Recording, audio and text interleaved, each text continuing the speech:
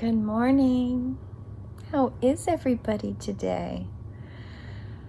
It's a beautiful morning. Oh, the sun is starting to rise a little bit earlier. Wow.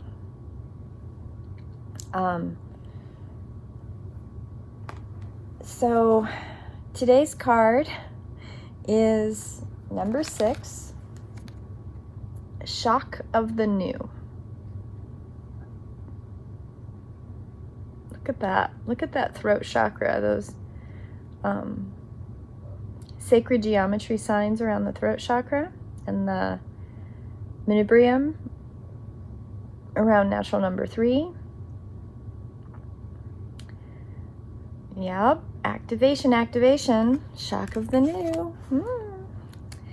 So there's a prayer in the book, and I'm going to read that first. I am supported through the shock of the new. I accept the beauty in all things that is foreign or strange to me, as I know it is bringing me new gifts and wisdom, life experiences, and creative inspiration. Through unconditional love, so mote it be. So some of the things that she writes about this card are kind of fun, exciting.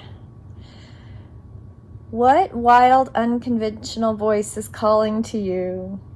Can you hear it? It's like hearing an unfamiliar language for the first time. It might be hard to discern with a great clarity, but now there's an affinity between you and this strangely beautiful newness seeking to manifest. There is a stirring at the deepest level within you. Something new is about to break through, and the process of this birth may shock you. The shock will transform into great joy and a sense of tremendous liberation. But first, you must bear the strangeness first.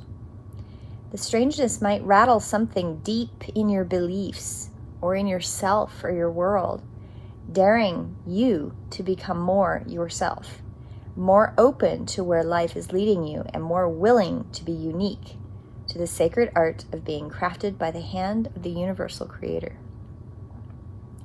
There are rumblings and stirrings in the creative force happening deep in the undercurrents of your being.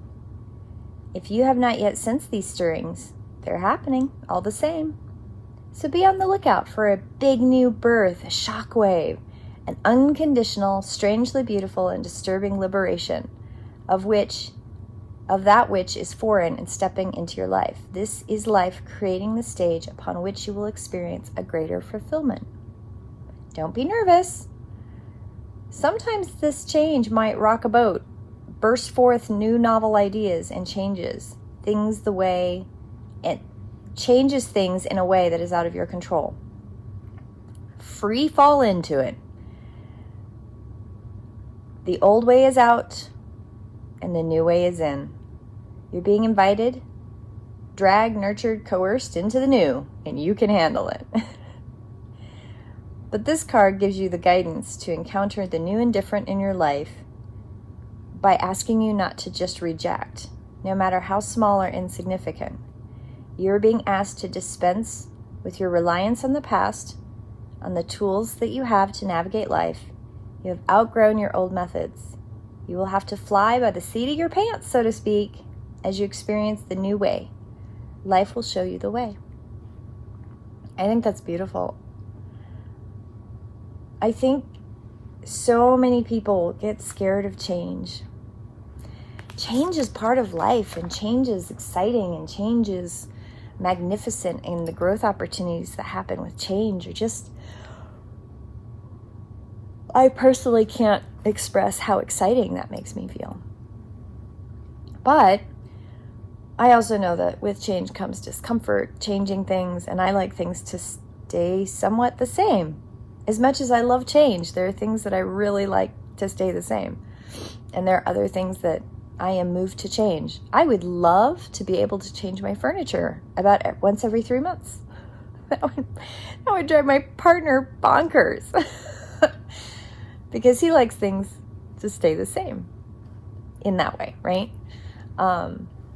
In some ways, I like a regular schedule, And in other ways, I need that to be diverse and change and look differently. You know, we all have things that we're comfortable with that we don't want to change, and there's things that we're not comfortable with. And that's normal. I think that the part that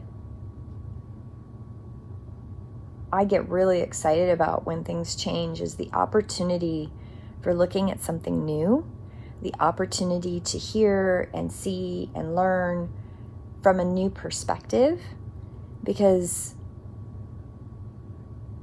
I'm always learning, and the more I learn, the more I realize I don't know, and the more I'm curious about what I don't know. And maybe that's just because I'm a lifelong learner.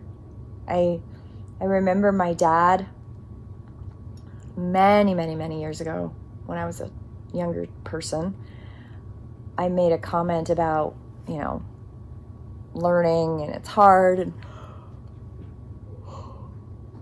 I don't remember what it was that I was complaining about, but I remember I was complaining, and my papa said, you know what, you want to be a lifelong learner. You don't want to be somebody who thinks they know it all by the time they're 20. He goes, you're going to go to school with people like that. They're going to go to high school. That's the only thing they're going to do in their life. Their high school ring is going to be the epitome of what they've achieved in their life. And they're going to be unhappy, and they're going to be miserable, and they're going to make other people around them unhappy and miserable. And he didn't say, you know, you don't want to be that person. I think he asked questions more than anything. Like, what do you want? Do you want to be that person? Do you want to be the person that you graduate from high school at 18, you immediately get married and have kids, and that is the end of your life? And I remember thinking, oh, I don't want that. And he was like, okay, then be a lifelong learner. Be somebody that, even if that is what happens, you graduate from high school and you get married and you have kids, that's okay. He's like, I'm not judging the activity. He's like, but I'm questioning whether or not you want to be somebody that is the top of what you've learned. That's the top, the excess, the end of your thirst for knowledge and connection. And I was like, no, I want to do more. And he goes, okay, then create a relationship with learning. Find something you're passionate about and never stop. And then that thing that you're interested in, find something that's close to it and be interested in that. He's like, never stop learning, never stop asking questions. And I thought it was kind of funny. Years later, I've got a 4-year-old son who, I guess traditionally 4-year-olds don't start with why. You know, 5 and 6-year-olds are usually at the why stage. And I had a 4-year-old that was why. And I was getting irritated, and then I realized, wait a minute, I don't want to be irritated with him asking why. I want him to ask why, because I want him to constantly ask why. And now I know why, because I want that to be the journey of love, of learning and expanding and questioning and accepting new things. You know, I became a teacher. You know, I have a degree in education. And that was one of the things that I hope that I imparted on some of my students at some point, which was, don't ever stop asking why. Whatever that is, question it. It doesn't mean, and I'll throw a very hot topic out there, it doesn't mean I'm asking you to reject science or reject psychology or philosophy or math or whatever it is. I'm not asking you to reject the scientific method that brings us antibiotics, or, you know, like, yeah, but maybe question whether or not you need to take that many antibiotics, right? Does antibiotics need to be thrown at every little thing? Can your body fight off certain things? You know, I question, but I also accept the expertise of someone who has spent their entire lifetime doing that thing. They are the expert in that thing. I am not a virologist. I am not.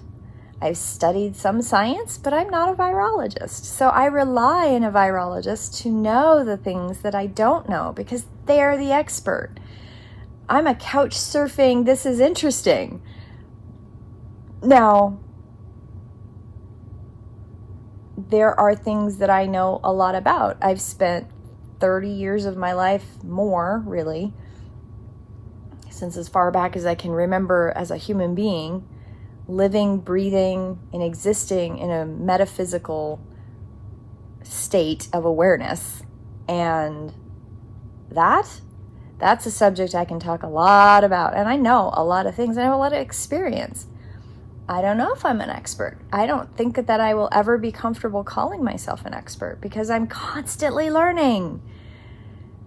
And I do question people that say that they know everything there is to know about something, and maybe they do, but a good expert, like somebody that I would feel comfortable considering an expert, is somebody who's going to admit, I'm always learning, I'm always stretching, I'm always asking why, I'm searching for that extra thing. And I am certainly not an expert, even in the field that I have practiced through all of the different careers I've had in my life. The metaphysical is something I am very comfortable and familiar with. And I know a lot of stuff, but I don't know everything, and that's okay.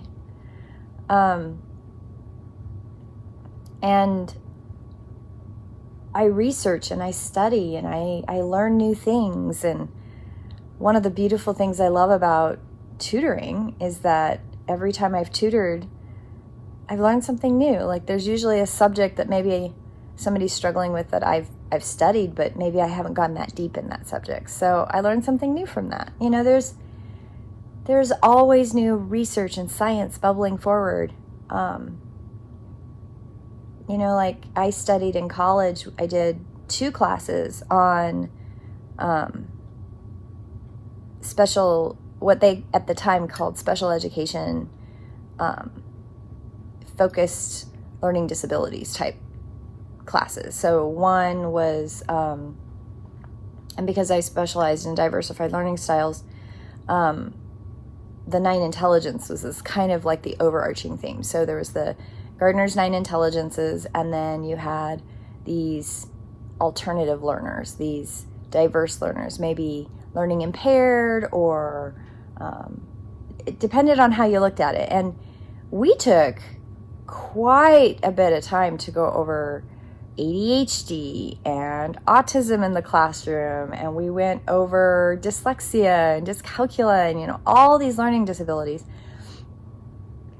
And I took the first of those 2 classes as a sophomore and the second one as a junior. And it wasn't until my second semester of my junior year that I got tested for dyscalculia. And I mean, they tested me for everything. And dyscalculia was the one that came up. And I was flabbergasted. I did not realize in my own self that I had a learning hiccup kind of going on with my brain, which had affected so many of my math classes over the years. And then nobody thought to look for ADHD. Nobody thought to look for autism. Years and years and years go by, almost 30 years, right? And I discover that, lo and behold, not only do I have autism, but I also have ADHD. And I look at how ADHD has affected my life, my learning. It affects how I learn. It affects how I process. It affects what I'm interested in. It affects how I process new information. I've always known I'm a diverse learner.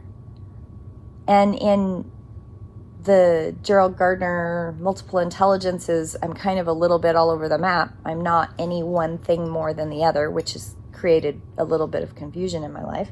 But I've used as many of those techniques as I possibly could. And shock of the new, okay, part of that reminds me of,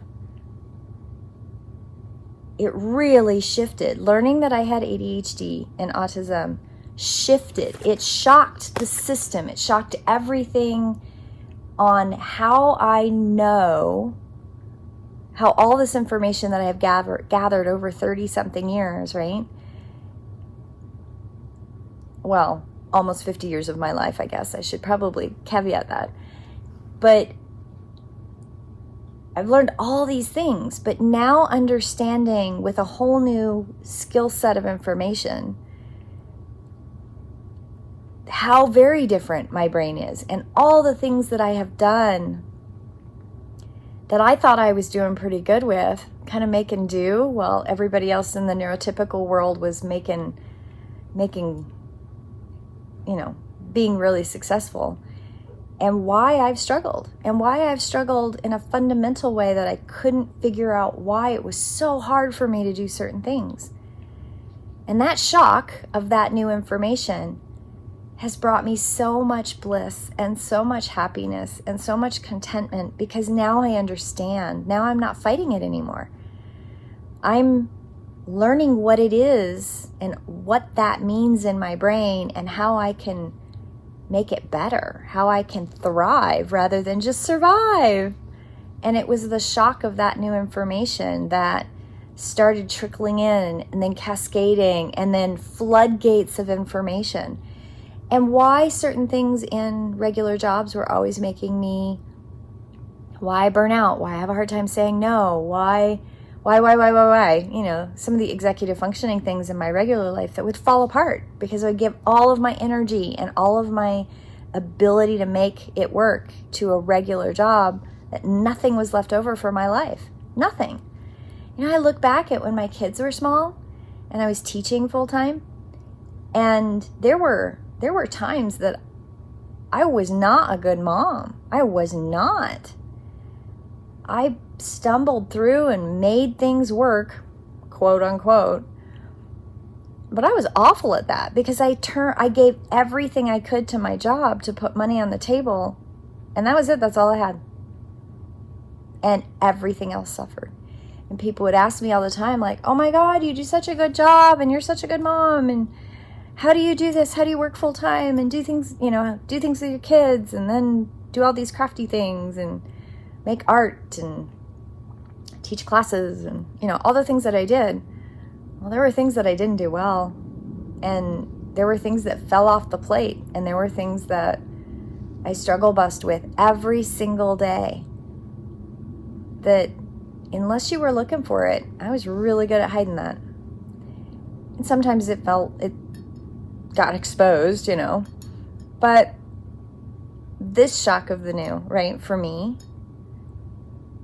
I love questioning. I wanted to know. I've been searching for answers for years, and now that I have answers, it just makes so much sense. It was shocking. It shifted a whole bunch of things in my life. It was uncomfortable. Gosh, was it uncomfortable. Go back to some of the older daily devotions. You'll see that. Oh, very uncomfortable, very, very lost. But that new thing, I'm so happy now. I know that this card means there's something newer coming, and I'm really excited about it, because I know that no matter what the discomfort is, that shift is going to be good. And I know that it brings positive changes, and that there's always going to be something uncomfortable. It's going to be emotional. It's going to be something that kind of makes probably the cheese slide off my cracker a little bit. And that's okay. Because I know at the other side, I have support. I have the universe supporting me. I have that creative, divine energy flowing. I'm not judging. I'm allowing it to happen. Oh, a conversation came up yesterday with my counselor about judgment. And I said something, I don't remember what we were talking about, but it occurred to me that